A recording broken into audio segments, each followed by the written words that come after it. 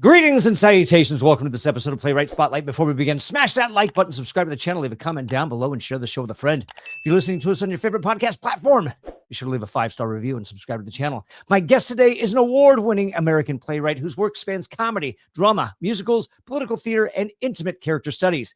An alumnus of the American Academy of Dramatic Arts, he brings over 40 years of professional experience as a writer, actor, director, and producer.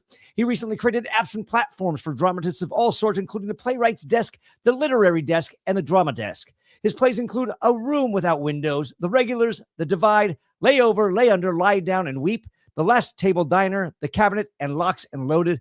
Ladies and gentlemen, please welcome William A. Smith. How are you? Hello. Good. I'm good. Glad to be here. I'm glad to have you here.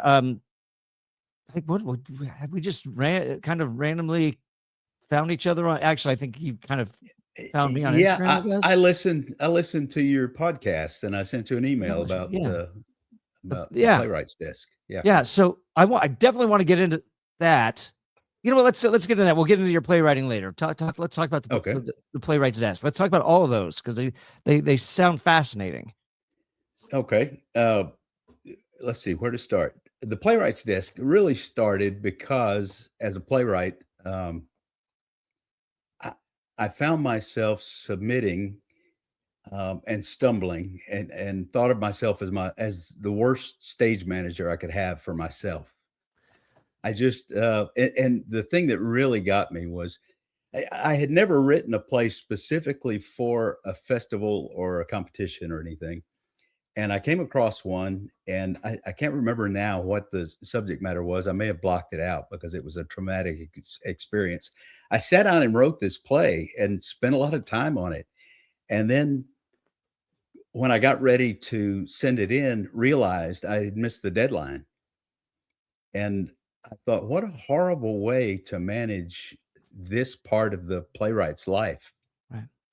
The artistic side of it, we talk about a lot, and we support each other a lot, and think about ways to expand our creativity. But I don't think we talk enough about the business side of it, and we end up managing that part of our lives with spreadsheets and sticky notes and Google Forms and all kinds of things that weren't meant to manage a playwright's life and business. Okay.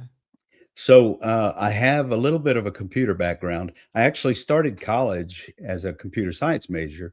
And after a little while, the theater bug that had bitten me in high school took over, and I ended up going that direction. But I never completely got out of the computer life and way of thinking. And so I was always, all through my life, have been thinking about ways to improve whatever it is I'm doing. And so when I realized this problem with the playwright business part of my life, I decided I'm going to sit down and write an app to handle this. And at first it started out as just something for me to manage what I was submitting, who I submitted it to, when the deadline was, and those kinds of things. And it grew from there, and it became managing opportunities and ways to get the opportunities and to keep those, and then managing my play catalog, and then a separate module for managing the submissions that sort of connected the opportunities with the catalog. And from there added contacts and royalties and licensing and a lot of different features that over time I realized, hey, other playwrights might be able to use this. This could work. So in the process, I found some fascinating ways to increase productivity. I listened to your podcast a week or so ago with James Marola. Yes. And he mentioned how difficult it was to find opportunities. And he sounded very frustrated about that. And I can relate to that. Sure. One of the things I built into this app is a feature called Data Feed. And it's a curated list of opportunities that this app goes out and finds, prowls the internet and finds every opportunity it can find Wow. and brings back to you there in the app. So, and it's a lot of them. It may be 400, 500, but a lot of those are residencies or um, awards, other types of opportunities besides submissions. So you can sort those and say, okay, I only want to see submissions that have no fee to submit, or submissions that only allow 10-minute plays, or whatever you're looking for. So features like that felt really good for me as a playwright, that helpful for me.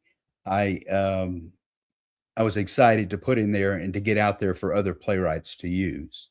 So that's how the Playwrights desk came to be. I mean, does that also sort out like genres and things like that? To the extent that the sources out there do, that's one of the problems with finding them, is that there's no set way that these things are posted. Sometimes they're just a block paragraph of text on a website somewhere, and at other times they're broken up into more useful bits of information. But the app will take those and sort them as well as it can, and give you, it'll separate into fields, things like the deadline date, and who the organization is, and their website, and if there's a separate site for, say, a Google form that you have to submit, that kind of thing. So it does separate as much out as it can with the sources it gets. Sure.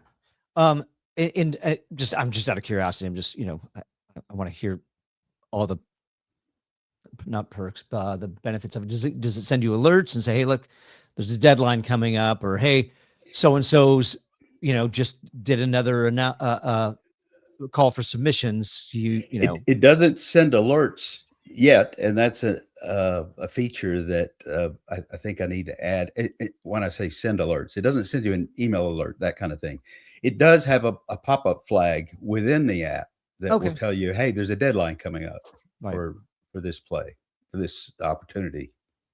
Nice. And then you said you were early on when we first started the conversation. You said you were stumbling. What does that look like when you're stumbling? Are you stumbling of like where to send you were stumbling for places to send your work, and just like and how to manage sending them? Where was the last place I saved this form I was using for a cover letter? Where did I leave that that other email that I could use to copy and paste what I sent, that kind of thing? Right. And one of the features that's in this, and I need to say, there are some of these features that are part of the pro level of the program, and the standard level includes most everything.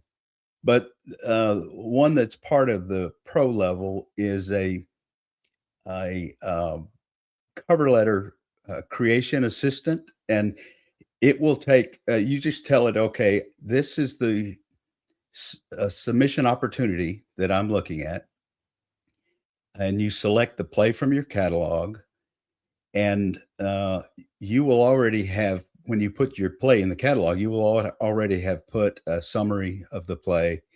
You will already have put a bio about yourself, and you could put several. And so when you go into this correspondence assistant, you can select those things, and it creates a cover letter for you. Now, that's a convenience for me. I would much rather spend my time and my brain power racking that brain over writing a play than trying to think about, how am I going to word this cover letter the best way that it sounds like I'm not an idiot. And so this thing will take that information you've already given it and organize it into a letter for you. And so you're not stumbling around for Sure. templates or that sort of thing. Do you think this is a great resource for playwrights that maybe may not have a literary agent or manager, that way they can kind of do it themselves and maybe save themselves 10, 20% off their royalties? Absolutely, and I think there is a benefit to having an agent there. Sure. Um, but for those of us out here that are sort of and again, stumbling in the beginning Yeah. because you don't know the business, you don't know exactly how everything's done. But the more organized you are, the more intentional you you appear when you send these things in, more professional you look. And so I think it's very helpful to be able to uh, get back to the information you need when you need Right. it and to avoid things like missing that deadline, things that having an agent might have reminded you of or helped you out with, but having the playwrights desk gives you an advantage there. Does this have a tracking system as well? It's like, hey, you submitted to this festival 3 times in the past and you've been rejected all 3 times, maybe. I don't know, A- or like you've had really great responses from this festival or this, theater Absolutely. company. When you click in your play catalog, you can see a history of this play. You can see how many times you've submitted it, who you submitted it to, and whether they declined it or accepted it or whatever the resolution of it was. Okay. And so now is this the last of the 3 that you developed? Did the other 2 come first? No, this was the first one, and it came organically out of my need to be able to Okay. organize what I was doing. The second was the literary desk, which is the flip side of the playwrights desk. This is for the people running festivals and competitions and theaters that are receiving these hundreds of scripts. And what do you do with them when you get all these scripts? Read them. Um, hey, somebody's got to read them, and Yeah. that's one of the big features of it is managing readers. So if you have several people that you have available as readers, the literary desk allows you to uh, first of all, you have contact information basically for those readers, and you can have information that distinguishes them from others. Like some readers may say, "I only want to read comedies," or "Don't send me any sad or sappy things," and that sort Right. of thing. So you can keep track of those, and when you go to figure out who's going to read this for me, you can assign them. If you're a venue that has hundreds of scripts coming in and I don't know how many readers you might have, but you can look at your reader list and say, "Wait a minute, Joe is reading 15 scripts. I need to give this to somebody else. Who would that be?" And you can pick that person based on their particulars. Sure. And then what about the drama desk? The drama desk is a little bit different animal because it's education oriented. So Sure. it's a little more broadly encompassing. It's meant for K through 12 and college drama departments and drama teachers. And the stereotypical one that sticks in my head is a high school drama teacher running around trying to be the producer, the director, the costumer, the set builder, the mom, taking the mentor. And they have so many jobs, Yeah. and they're nearly impossible to wrangle. And somehow theater teachers do it. But there are things that the rest of us don't think about, like managing communications with parents, managing expectations with parents and students. So uh, built into it are very detailed correspondence features so that you can manage those expectations for auditions, forms for audition so that students can apply to audition. And at the same time, you can inform them and inform parents about the audition process and how the decisions are made and those kinds of things. There will always be disappointments for students and consequently for parents when a kid doesn't make it. But Of course. a theater director is sort of behind the eight ball when they're confronted with a student or a parent that says, "How come Johnny didn't get this part?"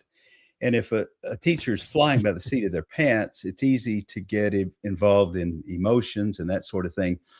But if the teacher is able to refer back to notes, to the communications that have been sent out and that sort of thing, and say, "Here's what I was looking for. Here's how Johnny met or didn't meet what I needed for this part, and maybe he'll be right for the next one," that sort of thing. But it goes everything from managing forms and those kinds of things to, like I said, parent communications. There's a call board type or announcement board type feature where parents can log on and see what the theater's doing, what they're announcing. There is something you don't deal with playwrights is although with some playwrights maybe you need to. That's permission slips. Yeah. But that's a problem for teachers, and you're shuffling a lot of paper and trying to get it from the teacher to the student, from the student to the parents, and back through that chain.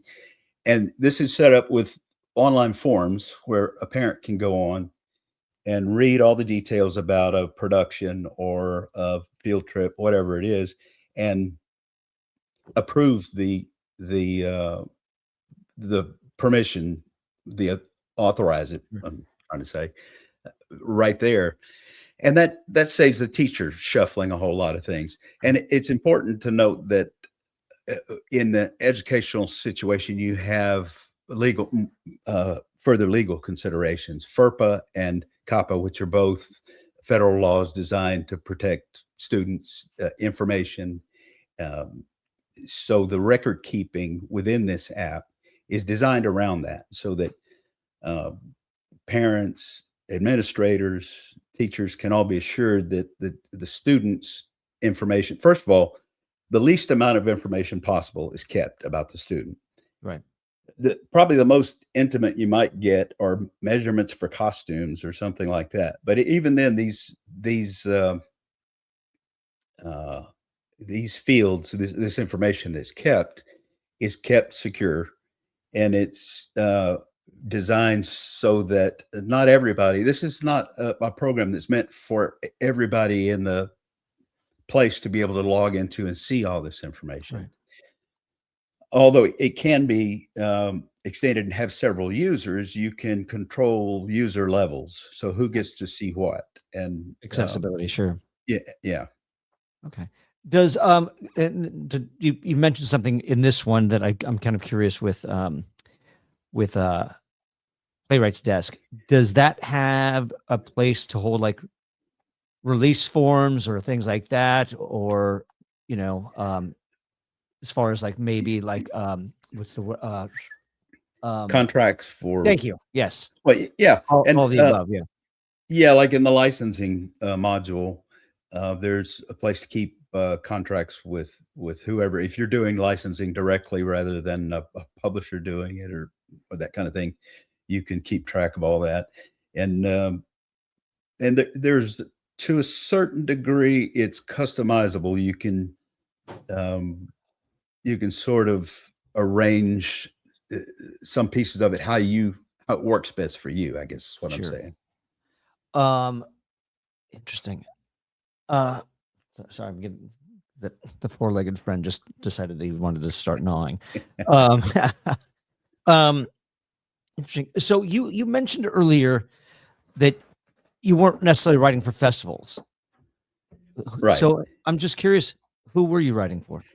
Well, let me back up some. Back in the late or early 80s was when I went to college, and then I went to the American Academy of Dramatic Arts, and then I'm assuming that was in New York, not the LA. No, it was in LA. Oh, okay. All right. Yeah. And after that, and I came back to real life and I had to get a job. I went in the Navy and I did that for a while. And that was a great experience. When I got out, I came out and I didn't really have a place to necessarily to move to in particular. So I moved to where my parents had a farm in rural East Texas. And there was a small town nearby, Jefferson, which is a tourist town. Mhm. And there was a theater there. These two guys were running this theater and just wearing themselves out, doing everything themselves. And it was a busy place. I mean, it was a small town, but 100-seat theater. And they filled it probably every Thursday, Friday, and Saturday night. And so I got involved there. One of the guys ended up leaving, so I ended up involved with it. And we didn't have a lot of money in the budget, even for royalties, that Right. sort of thing. So we were writing a lot of our own material, shorter things, comedy sketches and that kind of thing. But Did at you one have, point, did you have a background in playwriting as it was when you when this not was in going on? playwriting. I was Okay. I had always been writing poetry and Sure. just random short fiction stuff. Yeah, not to interrupt. I'm just curious. I want to know about this journey, and how, if you're teaching each other and how, I mean, you've got a good deal body of work in playwriting. And so I'm just curious if you went through a journey of self-teaching or if you eventually went and took a course or anything like that. Well, self-teaching, and I did take a course at the University of Houston. Let's see, this would have been about 1980, before I went in the Navy, before I went to California. And but I didn't have any clue that I would end up doing much of that. Sure. So I'm not sure I paid that much attention, but I guess I did learn something looking back. Sure. It was a great experience. So with this group that you've got in this, this little theater, and did they were they in the same position? Did they have the same level of experience that you had, where you guys are just kind of learning as you go? Right. And what I want to unpack this, and I don't mean to keep interrupting, but because I No, want that's to fine. let you go on this story. But the one things that I'm really curious about is somebody out there who might have an opportunity. It's like, hey, I have access to this theater, or we want to do this, and how does this group of friends of mine and I make this happen and become a reality? Because it sounds like this is, I think smaller markets are a lot more accessible and easier to develop than somebody who says, I need to go do this in LA or Chicago or New York, where small towns, you can bring something starting small and growing. So Absolutely. And like I said, we filled that theater, yeah, just about every show. And sure. so it was, over time, we put our work in front of thousands and thousands of people. So it's easy to dismiss a small venue in a small town like that. But it was a great experience. And the people I was working with had roughly the same experience level that I did, but we didn't have many barriers because we didn't know any better. So we didn't know we couldn't write our own plays and that sort of thing. So at one point we thought, well, rather than just the sketch comedy and the melodrama and the other kinds of things we've been doing, we want to do something more substantial. Still wanted to do comedy. So I said, you know what? I'll write something. And my buddy Andy said, what are you going to write? I said, well, hell, I don't know. Give me a minute. Let me think about this. And I had been reading a. Sorry, I lost you for a second. I got the dog underneath the wires. Come on, get up. Sorry. Apologies. Go. It's okay. I understand. So, well, you know how it goes. If they're not getting the attention they want it. Absolutely. Just, yeah. So I had been reading a book about Sherlock Holmes. Interesting. Well, this small town, Jefferson, has a story in its history about a woman that came there in the 1870s, I believe, that was murdered there. Mhm. And it was sort of the OJ trial of that era because she was with a guy named Abe Rothschild of the European Rothschild family, Yeah. and he was presumed to be the one who killed her, and he left town. And the sheriff left and found him in Cincinnati, brought him back. He stood trial twice, and all of this is true story. But I thought it would be fascinating if Sherlock Holmes came to Jefferson to try to solve that crime.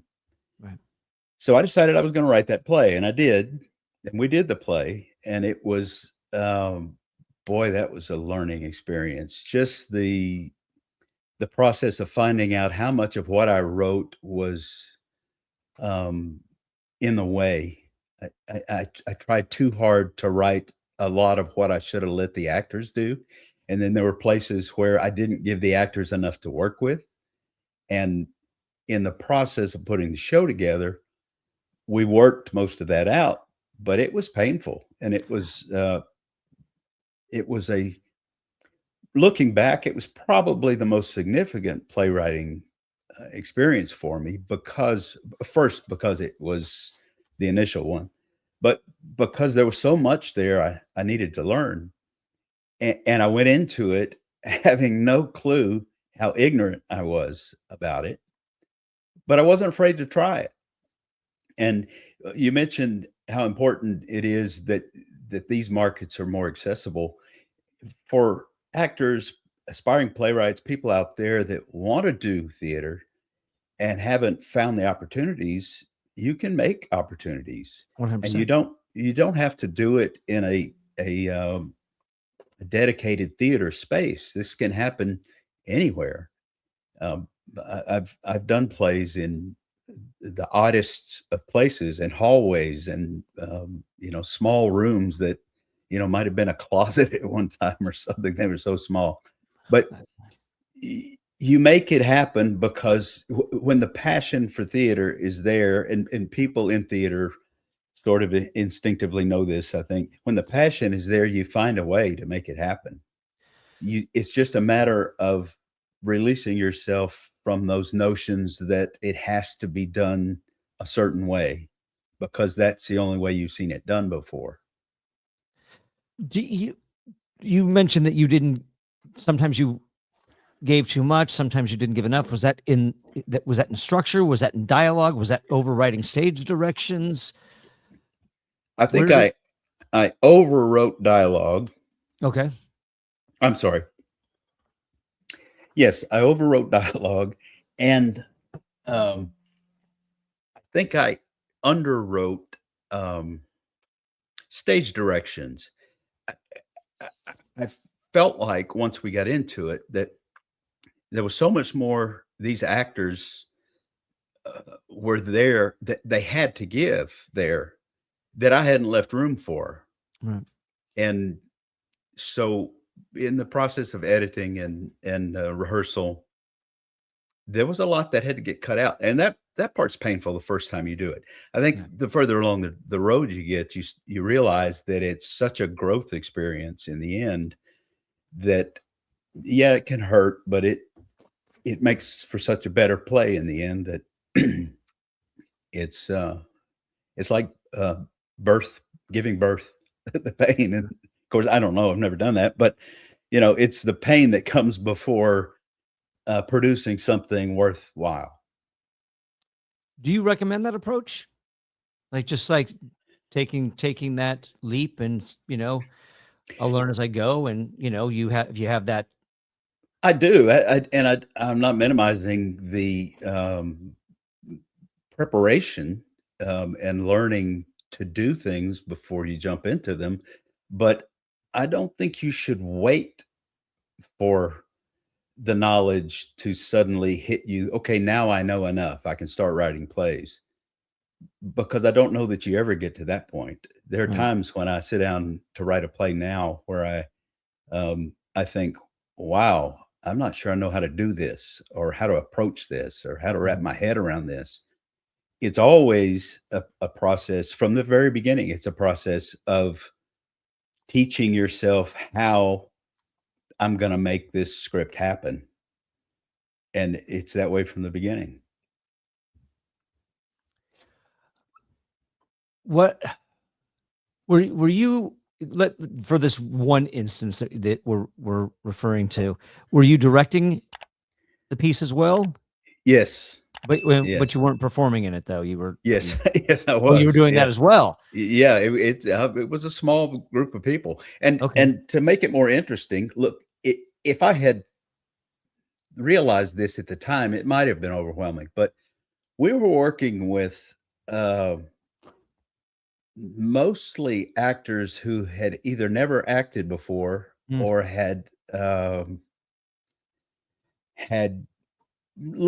very limited experience, and a lot of them were children, and that complicates things. sure. In the end, it's in the course of working in that theater, and then years later, I had another theater in the same town, and had some of the same people working with, but a lot of the same kinds of people with limited experience and a lot of children. It was an absolutely um, joyful experience. Sure. And years later, I was at a restaurant in Jefferson years later, and a girl came up to me and said, "Do you remember me?" And I said, "Oh yeah." She had been a little girl that was in our plays, and she said, "You have no idea what an impact you had on my life. You taught me not to be afraid of people. You taught me that I can get up and speak and not just perform, but in everyday life, I can put myself out there and not have to be afraid of what people are going to say." I think it was important to put that in context, that a lot of the shows we did were missing a fourth wall entirely, or we broke it frequently. So everyone in it was familiar with um, us, especially Andy, my partner, and I, um, responding to the audience. And I'll give you a story that I didn't think was funny at the time, but everybody else did. Uh, we were doing a play, and I was playing this old Southern gentleman farmer who was having his farm taken away from him. And a little boy is supposed to come out and interrupt me while I'm speaking to God. I'm saying, "Lord, how can you let this happen to me here today of all days?" And the kid doesn't come out. And so I went on, "Lord, I've spoken to you before about this, and you just haven't answered me in a way that I can appreciate." And the kid doesn't come out. So I go on, "God, you got to help me here." Well, my buddy Andy walks out, throws a script in my lap and says, "Learn your lines," and Oh walks no. off. So the audience thinks I'm the one that messed up, Oh, but they loved it. They loved it. As I sit here now, I don't remember why the kid missed his I cue, was just gonna but ask. Yeah. but it was I mean, it was a showstopper laugh. The audience just died, and I had to sit there and take it. And of course, Andy was just backstage dying. I could hear him laughing back there because he had gotten one over on me. So to get him back in the next show, the next night, he walked out, and he's playing sort of a villain character, and he's um, grumbling and griping, and he walks over and he sits down very forcefully in this chair. When he did, I had somebody backstage pull a string, and I had rigged a box of popcorn up above his head, and it dumped on his head. And again, the audience went wild, and so I got him back. But Good. the point is, i- most of those shows, and especially the ones that leaned toward melodrama, uh, there was this rapport with the audience, Right. and these kids in the shows had the opportunity to see that, and on occasion get involved in it. And it really gave all of them, I think, a sense of being able to um, speak to this big scary thing out there, this Yeah. crowd. And both of my own kids were young then, and they were in the shows, and they both, I think, carried that forward with them. They my my son is a musician now, and he's not afraid of an audience, and he's very personable in a crowd and that sort of thing. And so that's one of the experiences that I didn't expect to carry away from that at all, was this experience working with kids. And um, now when I sit down to write a play, all of those experiences are brought with me, and they're all helpful regardless of what the play is about. But like I said earlier, um, it's never enough. I'm always struggling to convince myself that I have enough in my head to make this script happen. But I said that to say that that's a normal mindset for a playwright. If you're a young playwright and you're out there thinking, "What's wrong with me? How come I always feel like I can't do this?" Well, I think most playwrights think that way. Yeah, I would say so. Paul, I just did Paul Webb my last episode, and Paul didn't start until he was 50 Yeah, yeah, getting I into heard that playwriting, episode. Yeah, and so interesting, interesting fella.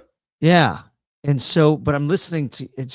It sounds like obviously we learned these. We can learn from stage readings or table reads or just having friends over to hear it and stuff like that. But it sounds like you gotta find a way to just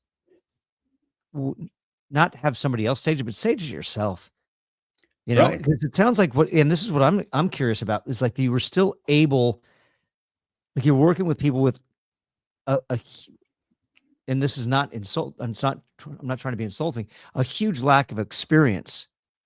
Yeah. So, but they're still able, they don't really understand what they're doing as far as being actors go, but they're still able to ask enough questions to you as the writer and director. It's like, I don't get this. And then it's like, you're able to, like, they're still able to recognize things, and you're still able to go back and like, oh gosh, I didn't, Yeah, when they you're working were, with amateurs. And I don't mean that in a derogatory way when you know what I mean? no, I get what you mean, and I see what you're saying. It meant that a lot of the time, myself and my partner at the time, Andy, um, and he had more experience than they did too. He was about on par with me in terms of experience. We spent a lot of time giving acting classes, basically at rehearsal, Mhm. but um, it it wasn't an awkward part of the process. It was built in, and it was there were times when I, I don't think they understood. Yeah, acting teachers do some strange things sometimes to get, Yeah. and directors, to get emotion out of people, and Mhm. to get responses out of people, that sort of thing. And so if I did that in rehearsal with these inexperienced people, without thinking that they've never been in this context before, I think it struck people wrong sometimes. But I would have to explain, I'm not trying to be mean to you. I'm Right. trying to get you to respond in a way that this character would respond. And I want it to come from inside you. I don't want to just tell you, say it like this. I want you to bring it up from within you. And so that meant some extra work, but Sure. these people were up for it. There was talent there. They had a lack of experience, but there was no lack of talent. And no, there was, amongst them also, there was no fear. It wasn't, "Hey, we can't do this. Well, I've never done this before." Or if there was, it didn't last very long, because we made it very clear that we were gonna jump into this feet first and figure it out as we went. If we had never Sure. done this particular kind of a thing, well, we're gonna do it. We'll figure out how along the way. When did you start putting your work out there publicly in a playwriting perspective, where it's just like Well, I'm I'm not going to be, I'm not producing this stuff anymore. I'm actually going to write something for, You're right. Well, I have to hit the fast forward button a lot because after those experiences, I had gotten married. I went back to college. I went to law school. I practiced law for 20 years. And it wasn't until I retired that I thought I need to get back to this because I did keep my foot in the uh, theatrical or music or some kind of performing all the way Sure. through that, or else I would have gone absolutely bonkers. Uh, Mhm. but when I retired, and this was in 2013, I sat down and started writing more. And it wasn't plays at first. I'd sat down and started just writing short fiction and all kinds of things, and eventually came back to plays. And I started submitting. I don't know. It was probably a couple of years after that, 3 or 4 years after that, and uh, since then I've had a lot more time to write, and so the bulk of my writing has been done more recently. The I think the more important writing, and when I say important, I mean just in terms of my own growth, was early on. That first the Sherlock Holmes play and the other things we wrote there. What did you have to overcome when you decided to go back to it? And my guess, it had been a while. There Oh was a yeah, good yeah. gap of time. So did it all just come back, you know, Pretty easily, much. or did you have to like, oh gosh, how do I do this? It Or it it pretty much came back pretty easily because my and I don't know that I don't know what happens in other playwrights' heads, obviously, but I think because I had been an actor first and for so long, and then even after that, I was a performer. As a lawyer, I was a performer in a way, in lots of ways. But so when I sit down to write, I am less structure oriented and more dialogue driven.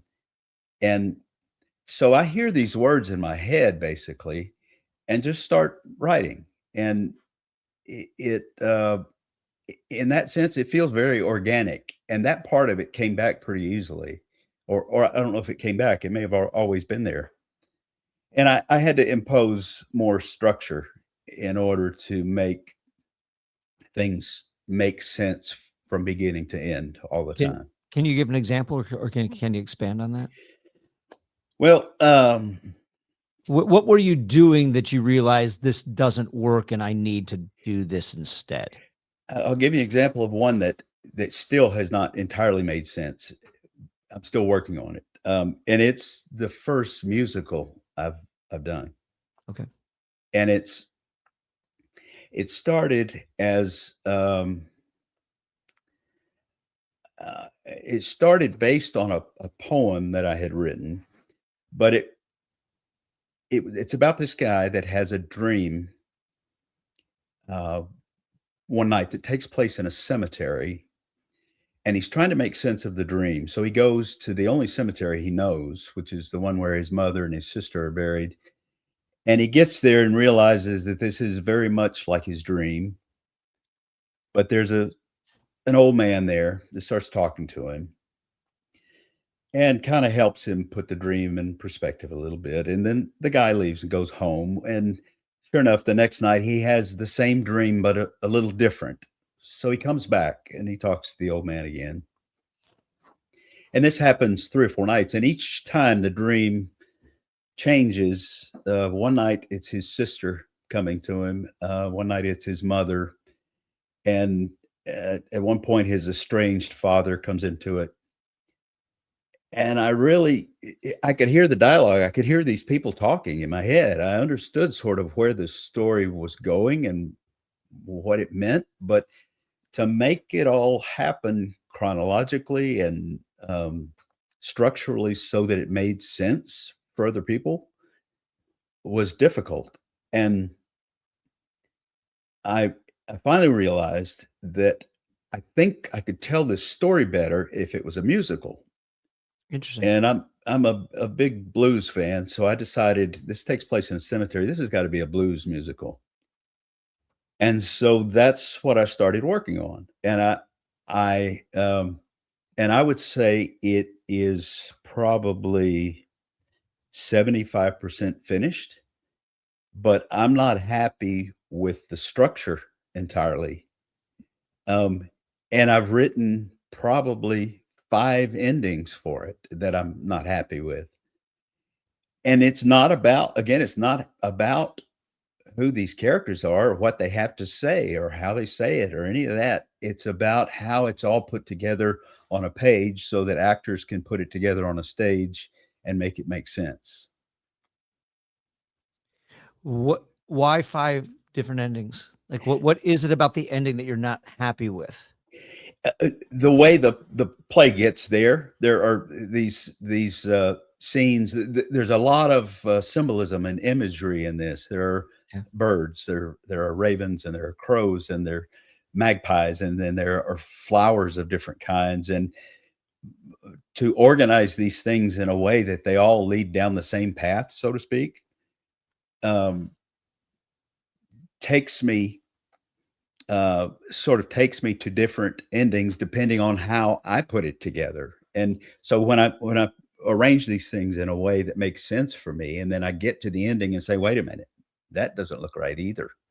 Mm. So I rearrange things ahead of the ending, and what it leads to, then I look at it and go, not crazy about that either. So it's a little bit of my perfectionism, Sure. rattling my own cage, and part of it I really think is I'm not comfortable with that structural piece of it yet. Have you gone in a not that I'm here to fix your work by any means. Hey, I'll take all the help I can get. Have you thought about a non-traditional approach? And this comes up in episodes a lot of times, and I will use Harold Pinter's Betrayal, where it's Mhm. not linear. It's different seasons, Yeah. different years that are happening, and you really don't know what's going on. But as it gets closer to the end, now you oh, okay, I'm getting it now.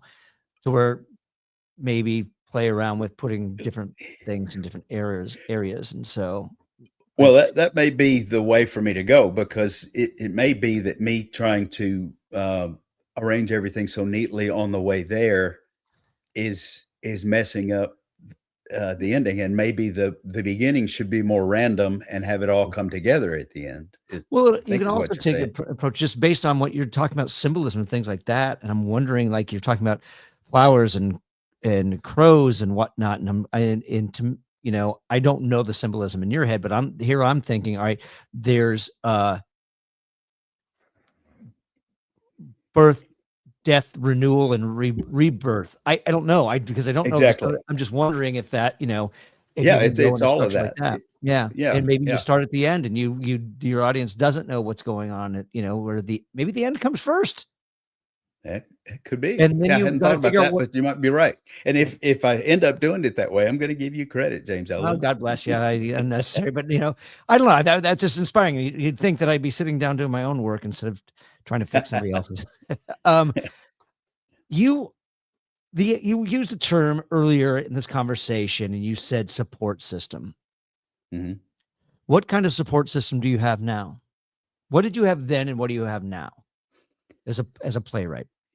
As a playwright, in terms of artistic support Sure. systems, Yeah. um, not much right now, because, the nature of how I work now. I have moved recently, Okay. and so I'm not in a group of, I live with my fiancée. We, she spends a lot of time helping me with things. I can bounce things off of her, that sort of thing, but I'm not involved with a theater group, and, that's one of the things that I miss in my writing now, is that I'm not involved in a group that I can bounce these things off of, and I hope to change that. But between the playwriting and the software, Sure. I don't end up with a lot of time for rehearsals and that sort Sure. of Fair thing, enough. so Yeah.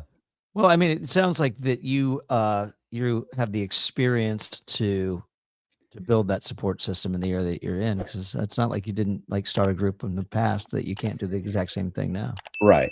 Right. You Yeah. know? And it's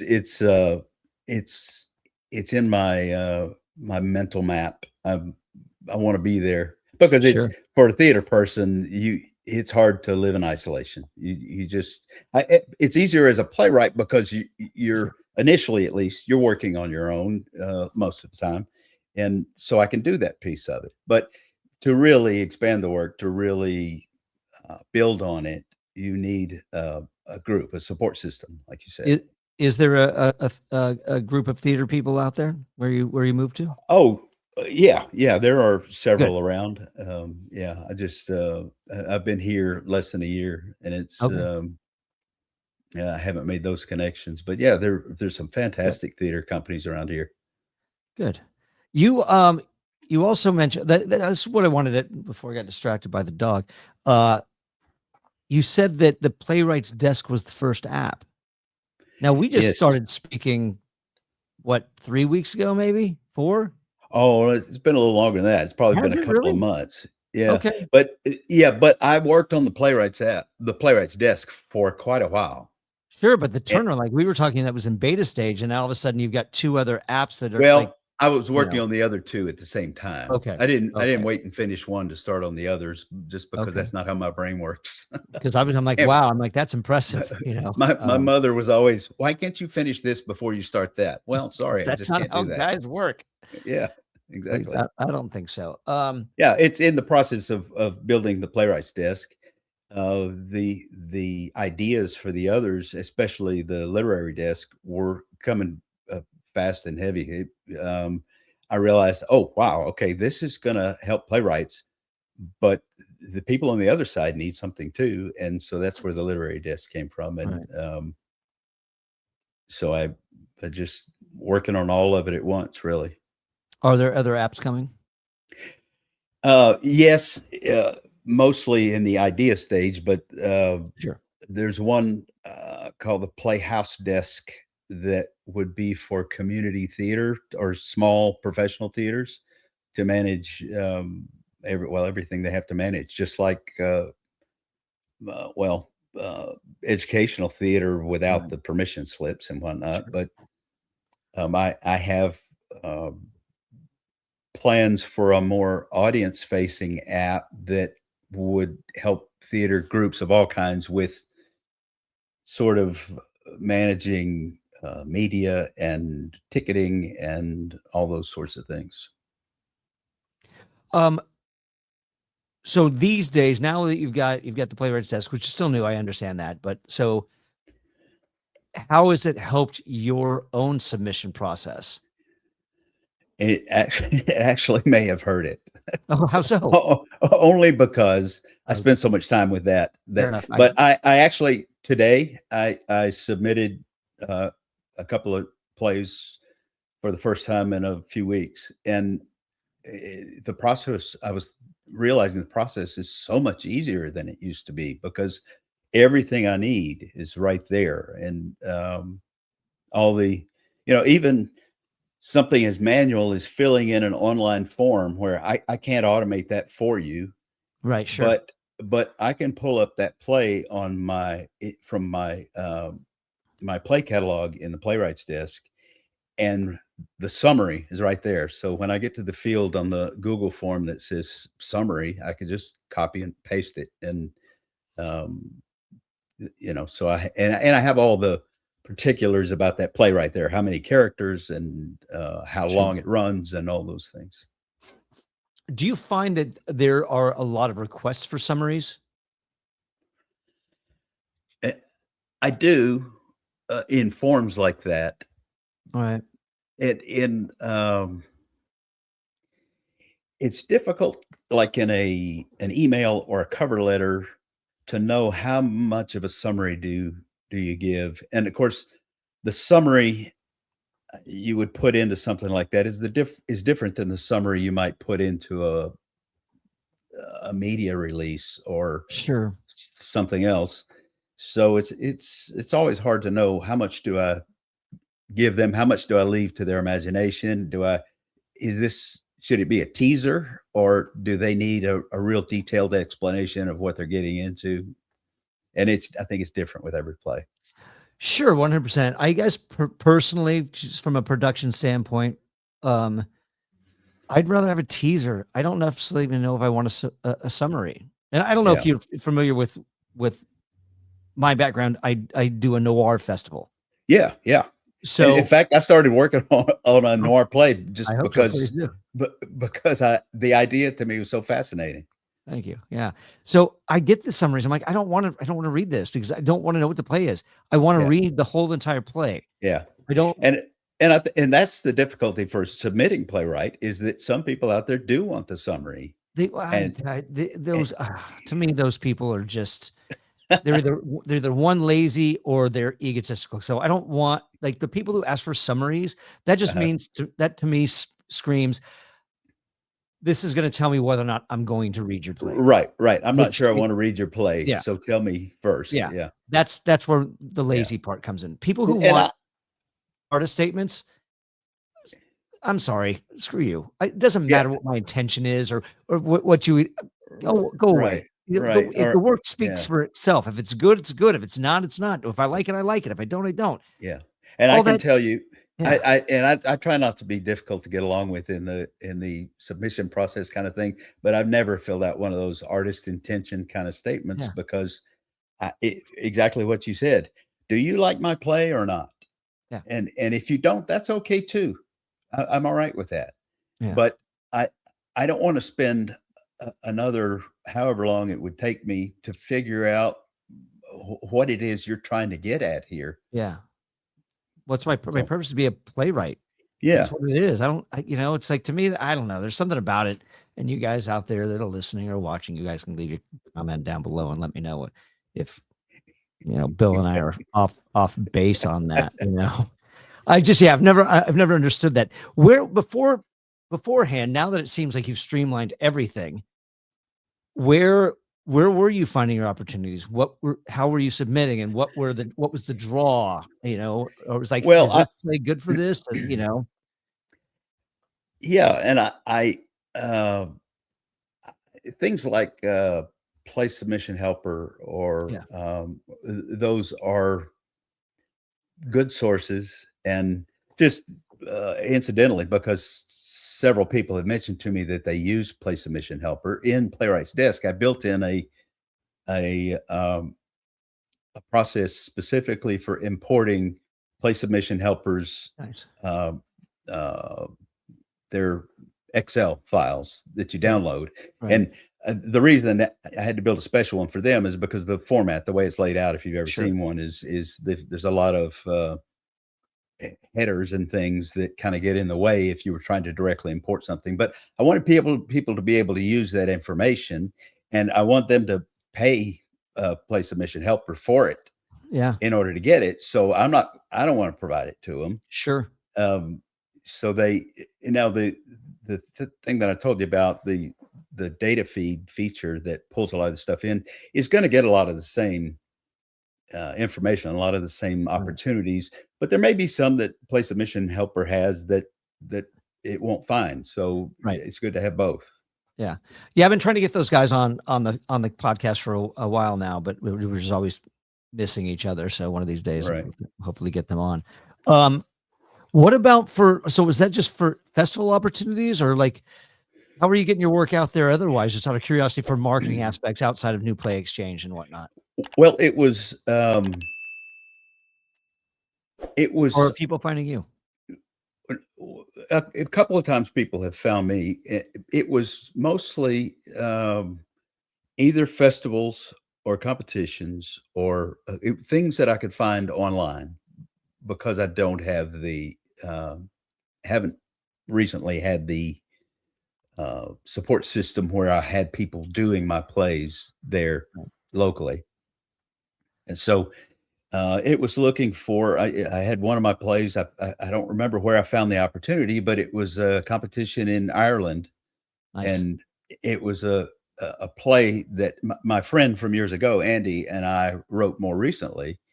And we submitted that, and it won their international playwright festival.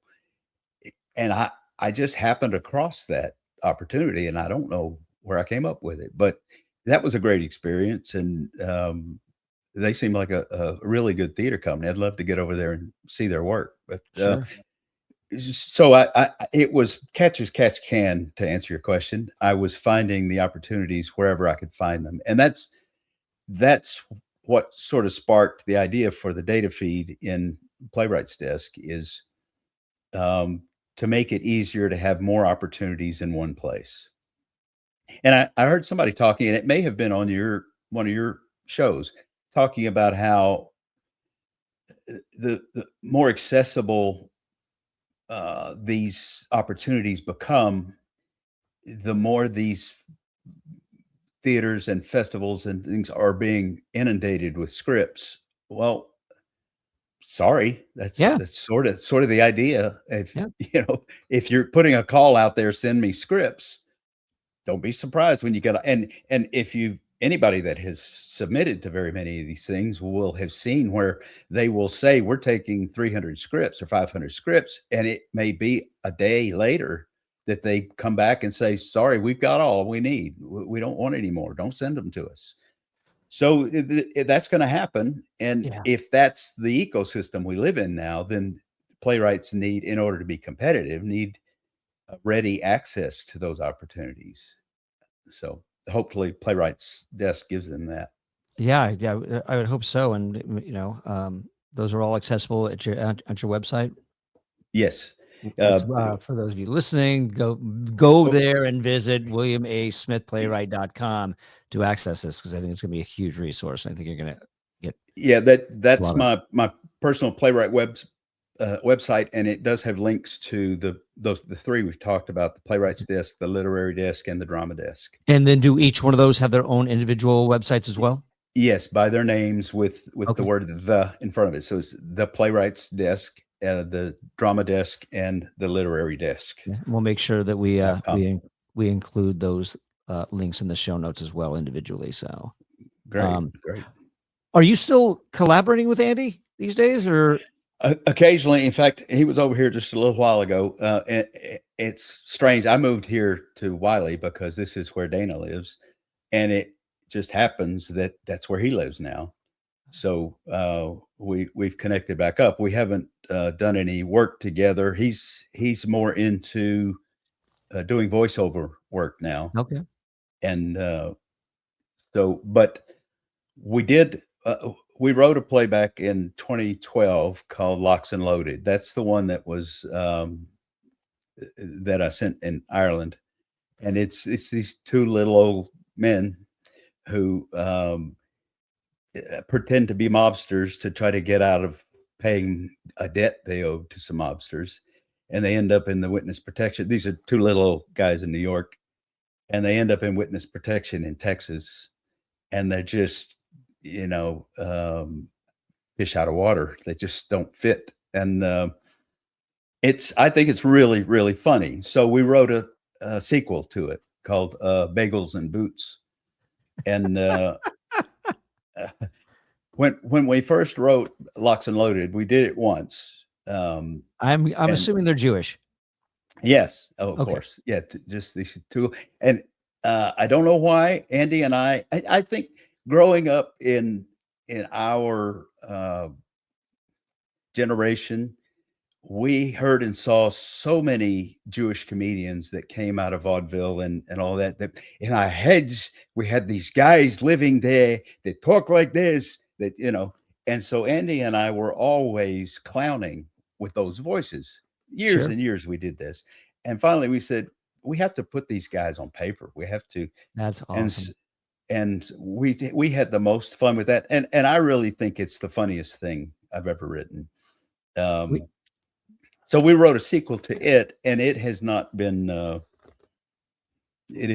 put out into the world in any way. But it was performed in Ireland then when it won that thing there.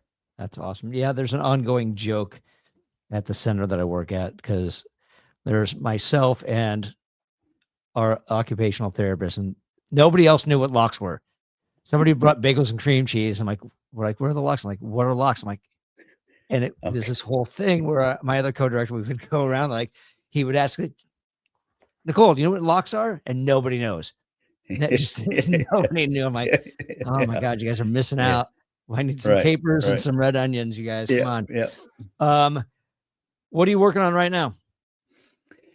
I am working on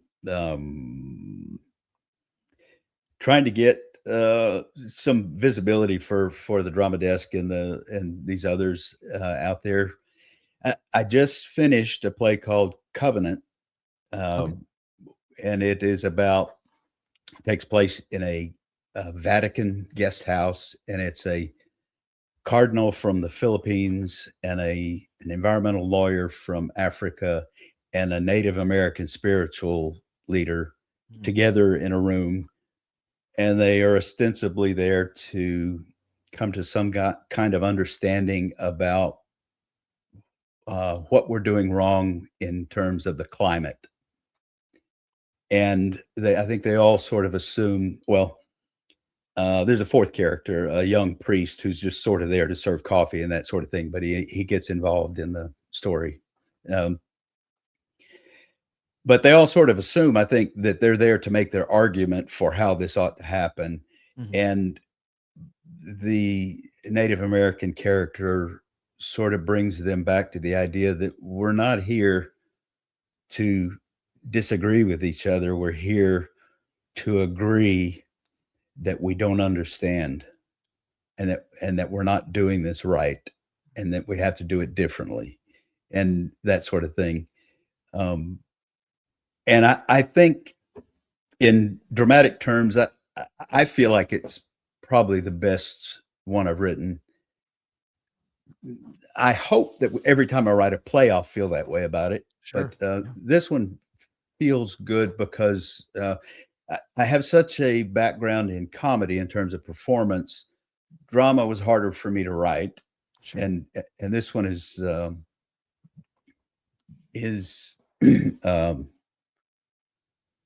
I'm more comfortable with it than some of the more serious things I've written before. Sure. Yeah. Outside of your website and New Play Exchange, where can people find your work outside of those two places? Any publications or anything like that? Or I've had a couple of monologues published in Best Men's Monologues, published by Smith and Krause. Yeah. And it's a couple other things that I can't think of right now. I guess I should have looked at my own resume. No, it's okay. That's what I'm here for. I can there you go. You know how it goes. I will throw something out at you that I'm in the process of finishing up a book about drama department, educational drama department management. Oh, okay. That goes along with the app. And then I have another little kind of app that is a lot of fun for me that doesn't fit the entertainment mold, but it's called the Spectre Desk. And it's a paranormal investigation case management app. I was going to make an exorcism joke, and I obviously don't need to because it's exactly what it is. Yeah. And it's it's basically and there's a book that goes along with it, but sure. The book is called What Remains, and it's on Amazon. It's an app. Basically, it doesn't come down on the side of whether ghosts are real or not, or any of that. It's about managing the evidence that if you're going to do investigation, you should take that whatever evidence you have, and you should collect it and prepare it and preserve it so that maybe it'll add up to something at some point. Classic. And then finally, are you on the socials? I am on Facebook. It's William A. Smith Playwright, and I believe it's the same on Instagram. Perfect. And then the Playwrights Desk, the Drama Desk, both have Facebook pages. Oh, of their own. Yeah. Okay. Just Facebook. And those. Yeah. For those two. Yeah. Okay, great. I just want to Right. make sure that I include those in Yeah. the show notes. That's awesome. Yeah. Hopefully That's it. we'll get you some traction. Oh, that'd be great. I'd love it. I hope so. Awesome.